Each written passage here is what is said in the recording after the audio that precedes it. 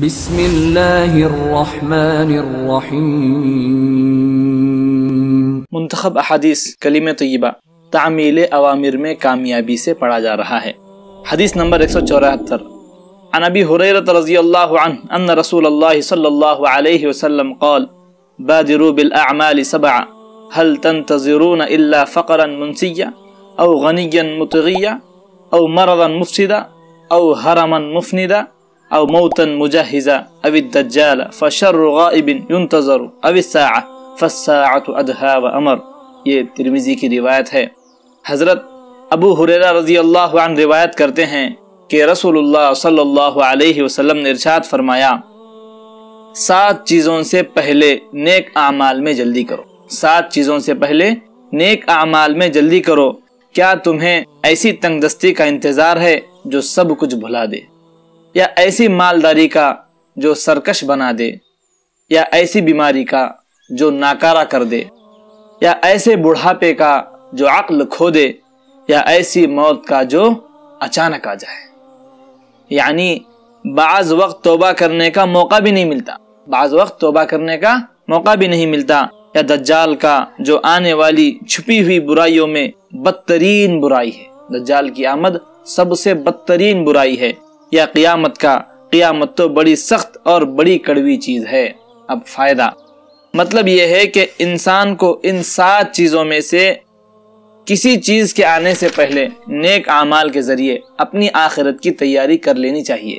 کہیں ایسا نہ ہو کہ ان رکاوٹوں میں سے کوئی رکاوٹ آ جائے اور انسان اعمال صالحہ سے محروم ہو جائے۔ حدیث نمبر 175۔ عن انس بن مالک رضی اللہ عنہ یقول قال رسول اللہ صلی اللہ علیہ وسلم يتبع المیت 3 فيرجع 2 ويبقى 1 يتبعه أهله وماله وعمله فيرجع أهله وماله ويبقى عمله۔ یہ مسلم کی روایت ہے۔ ترجمہ سماعت فرمائیے۔ حضرت انس بن مالک رضی اللہ عنہ روایت کرتے ہیں کہ رسول اللہ صلی اللہ علیہ وسلم نے ارشاد فرمایا، میت کے ساتھ 3 چیزیں جاتی ہیں، میت کے ساتھ 3 چیزیں جاتی ہیں، 2 چیزیں واپس آ جاتی ہیں اور 1 ساتھ رہ جاتی ہے۔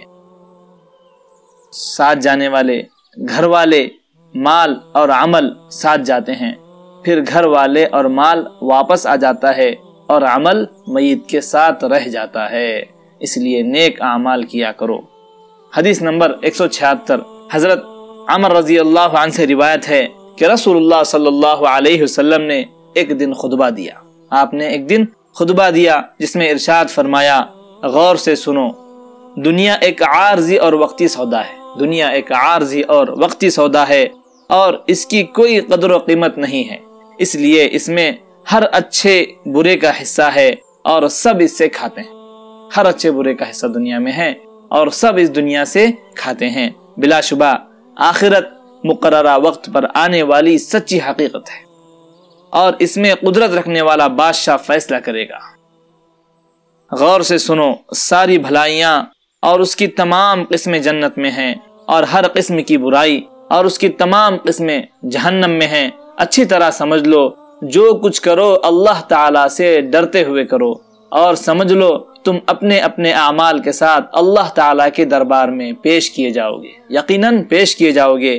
جس شخص نے ذرہ برابر کوئی نیکی کی ہوگی وہ اس کو بھی دیکھ لے گا، اور جس نے ذرہ برابر برائی کی ہوگی وہ اس کو بھی دیکھ لے گا۔